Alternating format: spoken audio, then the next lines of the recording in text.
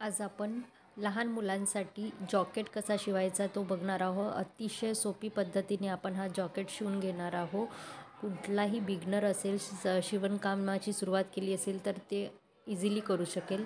त्यासाठी हा मी main fabric घेतलेला आहे. आता या फॅब्रिकला आपण कशा पद्धतीने ठेवणार आणि कटिंग करणार ते मी सांगेल. हा 14 इंच फोल्डेड फॅब्रिक घेतलेला आहे, म्हणजे इथून ते इथपर्यंत हा आता 7 इंच आहे. या 7 इंचाचा मी सेंटर काढून घेतला. आता हा सेंटर काढलेला आहे. ओपन केल्यानंतर 7 इंचाची अशी आपण ही फोल्ड करून घेऊ.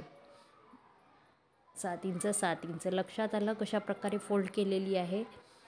म्हणजे इकडे 7 इंच इकडे 7 इंच असं आहे. त्यानंतर परत एक फोल्ड करून घेणार आहे. आता आपण मेजरमेंट घेऊया. सेम फोल्डमध्ये केलेलं आहे. इथे 2 इंच घेतलेला आहे. खाली आर्महोलसाठी मी इथे 4 इंच 4.5 इंच घेतलेला आहे. हा आर्महोल आहे. त्यानंतर या बाजूला गळ्यासाठी 2 इंच रुंदी घेतलेली आहे. लांबी घेतलेली आहे 1.5 इंच. मागचा गळा हा आपण 1.5 इंच ठेवणार आहोत, म्हणून ते आणि कट करून घेऊया. कट करून घेतल्यानंतर आपल्याला अशा पद्धतीने हा जॉकेटची कटिंग दिसून येईल. हा पूर्ण कापून घेतल्यानंतर कापड असा दिसून येईल. त्यानंतर आता आपण हे पूर्ण ओपन करून घेऊया. आर्महोलवर आर्महोल केलेला आहे, म्हणजे गळ्याची बाजू ही गळ्यावर आलेली आहे. अशा पद्धतीने आपण कापड हा स्प्रेड करून घेतला आहे. आता मी लांबी घेणार आहे.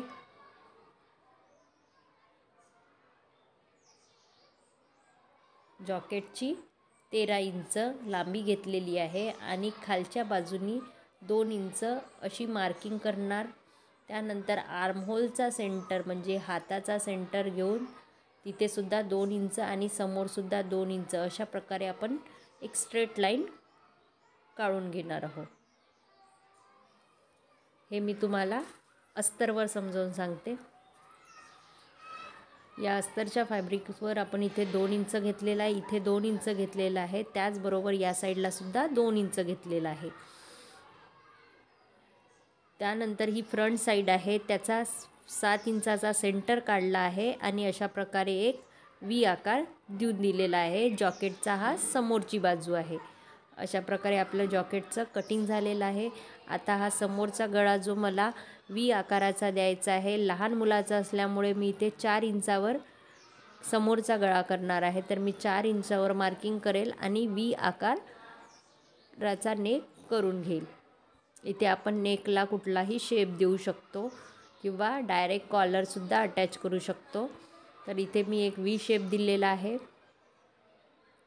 आता हा आपला मेन फॅब्रिकची कटिंग झालेली आहे, अस्तरची कटिंग झालेली आहे. ते एकमेकावर असे पद्धतीने ठेवून पूर्ण जिथे मी दाखवत आहे तिथून मी पूर्ण शिलाई मारून घेणार आहे. फक्त एक थोडासा कॉर्नर मी ठेवणार आहे जिथे मी शिलाई मारणार नाही आणि तिथून मी हा फॅब्रिक पूर्ण टर्न करून घेईल. आता ही शिलाई मारून झालेली आहे पूर्ण.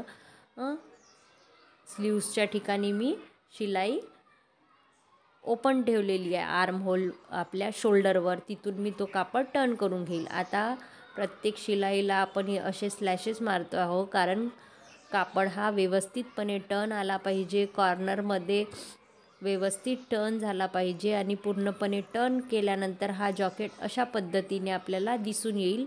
आणि शेवटचा टप्पा म्हणजे आपल्याला या जॉकेटचे जे शोल्डर आहे ते एकमेकाला अशा प्रकारे शिवून घ्यायचे आहे.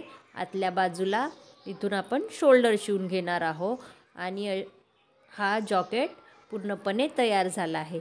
आपल्याला हवं असल्यास आपण मागच्या बाजूला डार्टसुद्धा टाकून घेऊ शकतो, की ज्यामुळे फिटिंगमध्ये ते अतिशय व्यवस्थित बसेल. अतिशय सोपी पद्धतीने हा जॉकेट शिवून झालेला आहे. आपण इथे पूर्ण प्रेस शिलाई मारून घ्यायची. थँक्यू.